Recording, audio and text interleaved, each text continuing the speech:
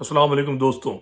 आज मैं अपनी गुफ्तगू का आगाज़ जो है सिंध के नस्ल परस्तों का जो मखसूस जुमले हैं उनमें से एक जुमला जो आज फेसबुक पे मेरी पोस्ट पे किसी साहब ने तहरीर किया है, जो दोस्त है मेरे फेसबुक के, मैं नहीं जानता उन्हें, उससे शुरू करूँगा और उसके बाद अमरीकी इलेक्शन और इमरान खान की जो सूरत हाल है उस पर हम गुफ्तगू का अख्ताम करेंगे।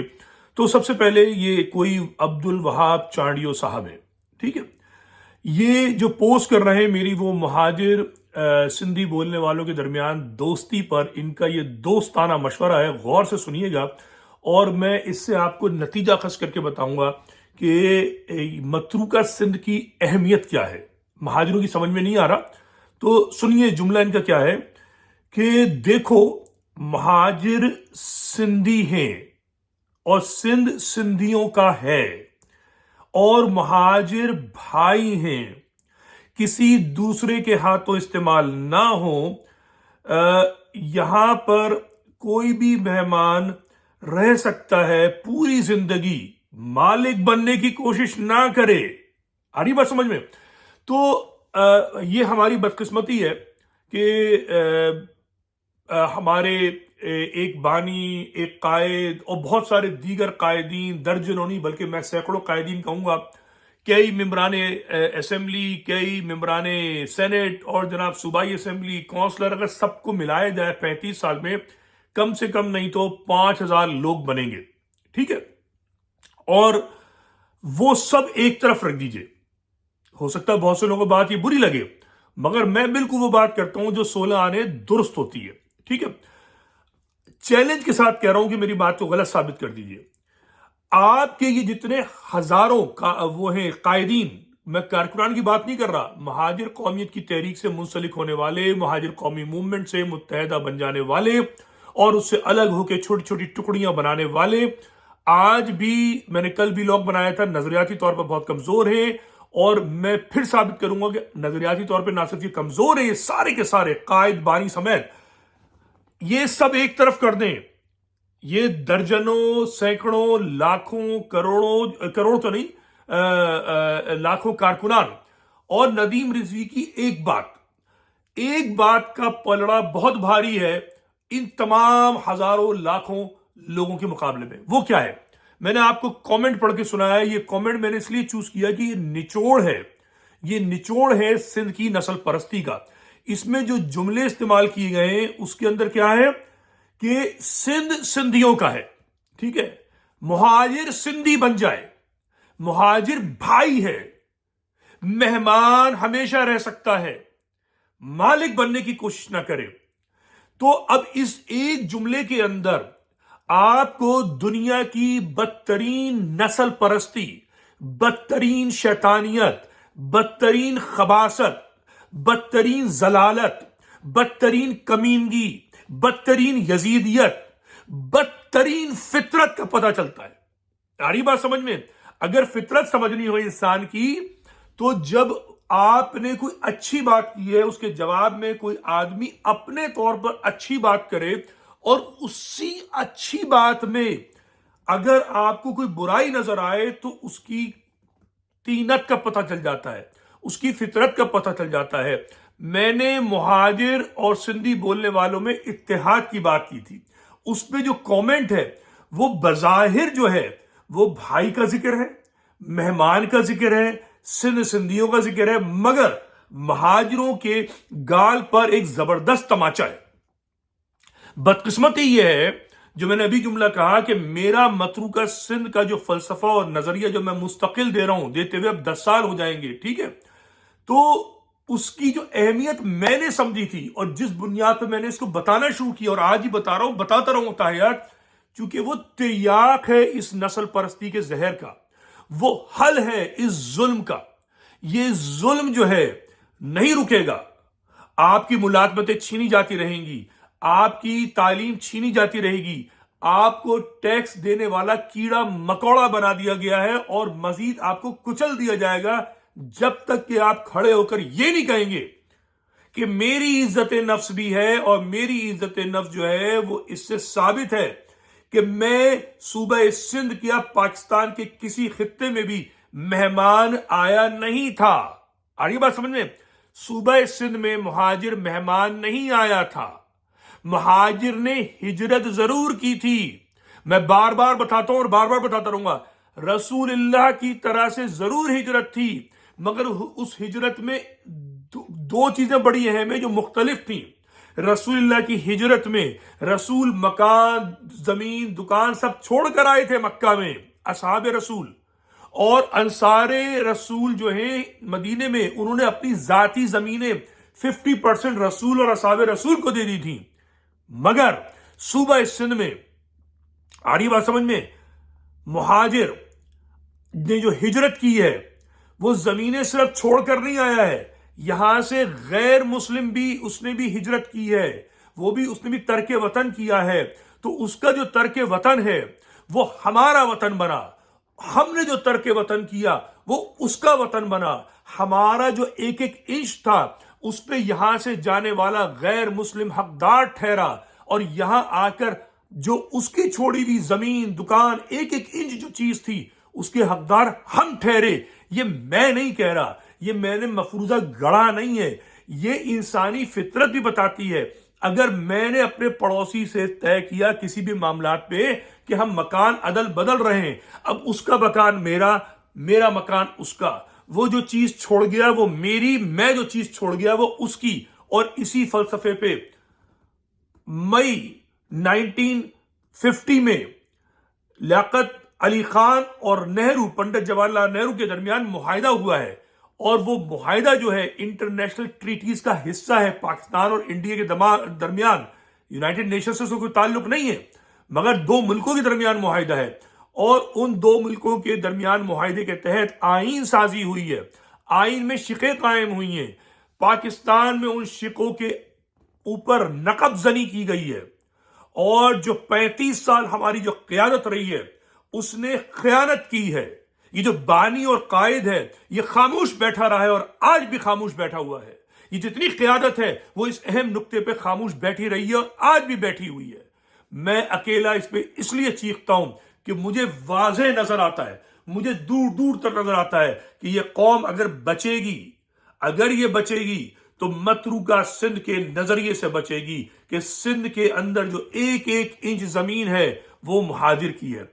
सूबे पे आपको लड़ाने की कोशिश की जाती है, जो अरबाब इख्तिदार हैं, जो कराची पे कब्जा रखना चाहते हैं, जो वर्दी वाले हैं, वो आपको कभी पठान से, कभी बलोच से, कभी सिंधी बोलने वाले से लड़ाते हैं।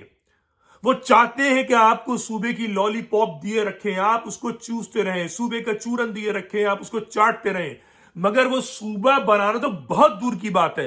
इस 26वीं आईनी तरमीम के अंदर जब 18वीं तरमीम की गलती दुरुस्त की जा सकती थी, याद रहे, मैं खुल के बात करूंगा, खालिद मकबूल सिद्दीकी, मुस्तफा कमाल, इन सबसे पूछ लीजिए, वो ये मौक़िफ़ देते हैं जी 18वीं तरमीम जब हो रही थी हमारे पास इख्तियार नहीं था। चलो भाई, तब नहीं था, सारा कचरा मलबा अल्ताफ पे डाल दो, यही तुम करते आए हो, 5 साल से तुम यही काम कर रहे हो, तुम्हें डंडे मार के तुम्हारी नई पार्टियां बनाई गई, वरना तुम तो वफादार थे। खालिद मकबूल सिद्दीकी, मुस्तफा कमाल और इन जैसे जितने इशो तलिबात, इनमें से किसी ने MQM और अल्ताफ को नजरियात की बुनियाद पर तर्क नहीं किया। इन्होंने तर्क किया है या तो जाती झगड़े पर या फिर किसी के कहने पर। नदीम रिजवी ने पूरे जोबन में 1991 में इस तहरीक को नहीं छोड़ा, इस पार्टी, इस कायद को छोड़ा कि जब उसको मिलने का भरपूर पर चांस था। मैं चाहता तो इनकी तरह सियासी लीडर बन सकता था। मैंने कोई गद्दारी नहीं की थी, मैंने कोई अल्ताफ से इख्तिलाफ नहीं किया था, सिर्फ सवाल किया था 1988 का जो मुआहिदा है उसमें कोटा सिस्टम खत्म क्यों नहीं किया, क्यों बिहारी वापस नहीं आए, क्यों महाजिर कौमियत को तस्लीम कराने के लिए कोई आईनी बिल पेश नहीं किया जाता। हमें कहा गया कि साथी चुप हो जाइए, हम चुप हो गए 88 के बाद। जब 90 में COP के जलसे में इन्होंने फौज की दलाली की है, अल्ताफ हुसैन जो हैं वो आज के मुस्तफा कमाल और आज के खालिद मकबूल बनकर उभरे हैं। कोई नई बात नहीं है, जाके पढ़ लीजिए क्यों उन्होंने जो है वो बेनजीर की हुकूमत छोड़ी। क्या महाजरों के लिए छोड़ी? बिल्कुल नहीं, बिल्कुल नहीं। अल्ताफ ने 88 میں جو معاہدہ کر کے پیپلز پارٹی کے ساتھ گئے تھے اس میں مہاجروں کی بات نہیں کی، صرف سندھیوں کی بات کی، جس نے میرے ماتھے کو جنبش دی تھی۔ سوال میں نے کریٹ کیا، اور جب انہوں نے اس کو چھوڑا ہے تو چھوڑنے کی وجہ یہ نہیں تھی کہ جناب بے نظیر نے مہاجروں کا مسئلہ حل نہیں کیا، بلکہ اس لیے چھوڑا تھا کہ فوج کی ایجنسیوں نے انہیں مشورہ دیا تھا، ان کے حکم پر چل رہے تھے، اور اس کا نتیجہ یہ دیکھیے کہ چاہے وہ نواز شریف کے ساتھ رہے ہوں، پھر مشرف کے ساتھ رہے ہوں، زرداری کے ساتھ رہے ہوں، مہاجروں کے حق میں ایک قانون نہیں بنا تو 18ویں ترمیم میں مہاجروں کے پیٹ میں چھرا گھونپنے والا قانون بنا۔ تو الطاف پہ آپ نے ملبہ ڈال دیا۔ 2016 کے بعد آپ نے اپنی پارٹیاں بنائی، دونوں پارٹیاں مل گئیں، اور 26ویں ترمیم جو ہے اسے مہاجروں کا مسئلہ حل ہو سکتا تھا، مگر جن صاحبان اقتدار نے آپ کا ایک چھوٹا سا مسئلہ بلدیہ کا 140 الف کو درست نہیں کرنے دیا، آپ کو کیا آپ کو صوبہ بنا کے دیں گے؟ یہ جھوٹ بولتے ہیں، مکاری کرتے ہیں۔ مہاجروں کی بچت صرف اس میں ہے کہ سوشل میڈیا پہ آ کر مناظرے کریں، دلائل دیں، جو کام میں کرتا ہوں وہ آپ کیجئے۔ میں آپ سے یہ کبھی نہیں کہتا، میرا مذاق اڑاتے ہیں جی آپ گراؤنڈ پر، ابے گراؤنڈ پر آ کر کیا کروں گا؟ گراؤنڈ پہ تو عمران خان کچھ نہیں کر پایا، میں کیا کر لوں گا؟ مجھے بتائیں نا، گراؤنڈ پر آپ کا باپ الطاف نہیں آتا، اس کو لے آئیے گراؤنڈ پر۔ گراؤنڈ پر کیا ہوگا مجھے بتائیے؟ اختر مینگل خود چلے گئے چھوڑ کر، نواز شریف خود چھوڑ کر چلے گئے۔ بات گراؤنڈ کی نہیں ہے، بات ہے عوام کے اندر رائے عامہ ہموار کرنے کی۔ جب عوام درست ہوگی تو آپ کے مسائل حل ہونے کا چانس ہوں گے۔ یہ مہاجروں کو احساس نہیں ہوتا۔ سندھی بولنے والوں کی ایک بھاری ترین اکثریت نسل پرست ہے، وہ آپ کو ذلیل کرتی ہے۔ لعنت بھیجیے صوبے بننے کو۔ ان کے دماغوں کو سڑا دیا گیا ہے، ان کے دماغوں کو ہلا دیا گیا ہے، ان کے دماغوں میں نفرت کا بھوسا بھر دیا گیا ہے، ان کے دماغوں کے اندر شیطانیت گھسیڑ دی گئی ہے۔ یہ میرا اکیلے کا کام نہیں ہے کہ اس شیطانیت اور اس ضلالت اور اس یزیدیت کو ان کے دماغوں سے نکالوں۔ میں سندھیوں کا مخالف نہیں ہوں، میں سندھ کی عزت کرتا ہوں۔ صوفی سندھ کا جو مزاج ہے اس کو میں ابھارنا چاہتا ہوں، اس کو سامنے لانا چاہتا ہوں۔ آ رہی ہے بات سمجھ میں یہ بتانا چاہتا ہوں کہ تمہاری اصلیت کیا ہے، مگر یہ تبھی ہو پائے گا جب مہاجروں میں ایک بھاری اکثریت متروکہ سندھ پہ دلائل دے گی، متروکہ سندھ پہ بات کرے گی، یہ بتائے گی کہ ہم مہمان نہیں ہیں، ہم نے تبادلہ کیا ہے زمین و آبادی کا۔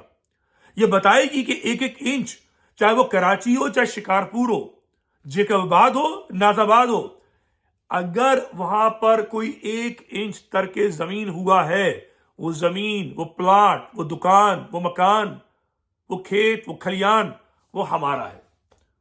انسانی فطرت کے مطابق، حق کے مطابق، دین کے مطابق، آئین کے مطابق۔ اس میں آپ جب تک بات نہیں کریں گے، اپنی زمین پر اپنا حق نہیں جتائیں گے، آپ ذلیل و خوار ہوں گے، آپ کو مہمان کہہ کے ذلیل کیا جائے گا۔ آ رہی بات سمجھ میں؟ بھائی کہہ کے منہ پہ تماچا مارا جائے گا کہ مالک مت بنو۔ آ رہی بات سمجھ میں؟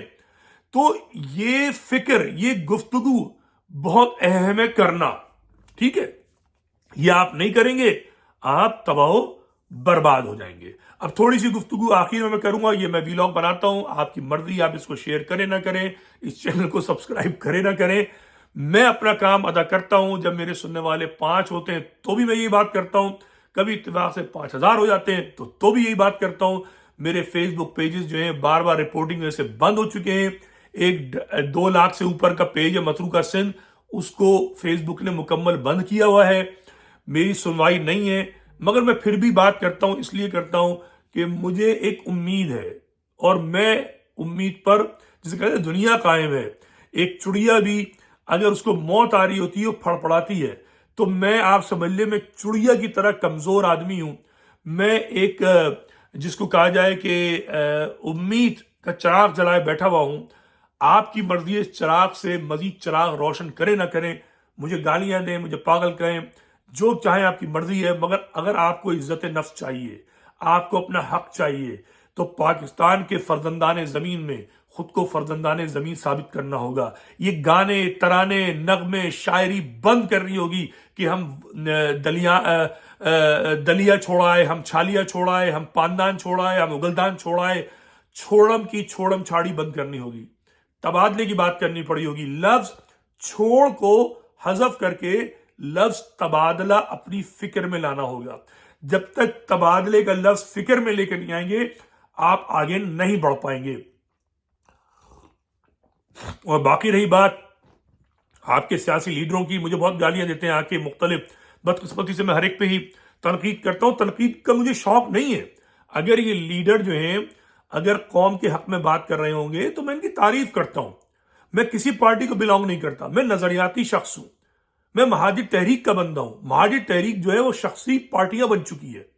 ٹھیک ہے، مہاجر قومی موومنٹ کے نام پر حقیقی جو لیڈر ہیں اگر آپ ان پہ تنقید کریں تو وہ لوگ گالیاں دیتے ہیں. اگر آپ پی ایس پی کے سابقہ لیڈر اور موجودہ متحدہ کے لیڈر مصطفیٰ کمال جن کی میں نے بڑی حمایت کی ہے ان کو میں نے ان کا افسوس کا اظہار کیا ہے کہ بھئی وہ اب ان کی سیاسی موت ہو گئی ہے تو لوگ مجھ سے ناراض ہیں. ٹھیک ہے، خالد مقبول کے لیے کچھ کہہ دو تو وہ لوگ ناراض ہو جاتے ہیں. الطاف کے لیے کچھ کہہ دو تو وہ لوگ ناراض ہو جاتے ہیں. اب کچھ لوگ جو ہیں وہ جڑ رہے ہیں عشرت لباس سے. عشرت لباس میرے نزدیک ایک گھٹیا ترین شخص ہے. جو صاحب اختیار تھا، صاحب اقتدار تھا، اس نے مہاجر قوم کی سوداگری کے اندر دلال کا کردار ادا کیا ہے. میرے لیے ممکن نہیں ہے کہ میں عشرت لباس کی تعریف کروں. میرے اچھے دوست اس پارٹی میں جا سکتے ہیں، میں ان کو مذمت نہیں کرتا چونکہ میں مکمل طور پر انسانیت پہ عمل کرتا ہوں. یہ ہر انسان کا حق ہے وہ جس پارٹی میں جائے. وہ شیطان کی پارٹی میں چلا جائے، انسانوں کی پارٹی میں چلا جائے، وہ یزید کو اچھا کہنا شروع کر دے، وہ حسین کی مذمت شروع کر دے، وہ اس کی مرضی ہے. مگر میں یزید کو اچھا نہیں کہہ سکتا. یزید میرے نزدیک شیطان سے بدتر شیطان کی شکل ہے. ٹھیک ہے، حسینیت پہ میں قائم رہنا چاہتا ہوں. اب جو یزیدیت کی حمایت کرے گا میں اس پہ تنقید کروں گا، کسی کو برا لگے اچھا لگے، چاہے وہ آپ کا مولوی ہو چاہے کوئی عام آدمی ہو، چاہے وہ سندھ کی یزیدیت ہو یا بمبئی سے آئے ہوئے یزیدیت کا کوئی پتلا ہو. میری صحت پہ فرق نہیں پڑتا. میں یزید کی مذمت کرتا ہوں اور مہاجروں کے ساتھ سندھ کے اندر یزیدیت کا مظاہرہ ہو رہا ہے اس لیے مذمت کرتا ہوں. میں یا حسین کہنے والا آدمی ہوں، لبیک حسین کہنے والا آدمی ہوں. مجھے حسین سے عشق ہے، حسین کے کردار کی بنیاد پر. ٹھیک ہے، تو بات یہ ہے کہ مہاجروں کو جاگنا ہوگا، نظریاتی مباحثہ کرنا ہوگا، سوشل میڈیا پہ تحریک چلانی ہوگی. یہی متروکہ سندھ تحریک ہے. یہ کسی پارٹی کا نام نہیں ہے. اس میں کوئی قائد بانی چیئرمین نہیں ہے. اس میں سب کارکن ہیں، سب عوام ہیں. فی الحال ایک ندیم رضوی ہے، اس میں دیگر لوگ شامل ہوں، شریک ہوں. متروکہ سندھ کا کردار جو ہے وہ دنیا پہ واضح کریں، متروکہ سندھ کی اہمیت بتائیں، تو شاید اگلے 10 سال میں 20 سال میں سندھ کے اندر سے جو نسل پرستی کا زہر ہے وہ ختم ہو جائے اور صوفیت نکھر کر سامنے آئے. ہم صوفیت کا احترام کرتے ہیں. اب ہم تھوڑی سی گفتگو کریں گے.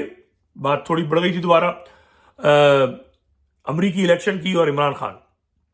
آج صبح جو ہے وہ الیکشن کا سلسلہ شروع ہو گیا ہے.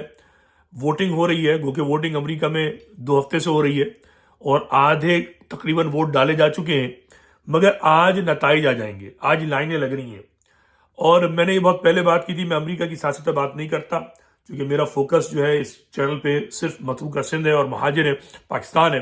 تو میں یہ بات کہوں گا کہ امریکی الیکشن کا پاکستان کی سیاست پر اثر انداز ہونا یقینی ہے.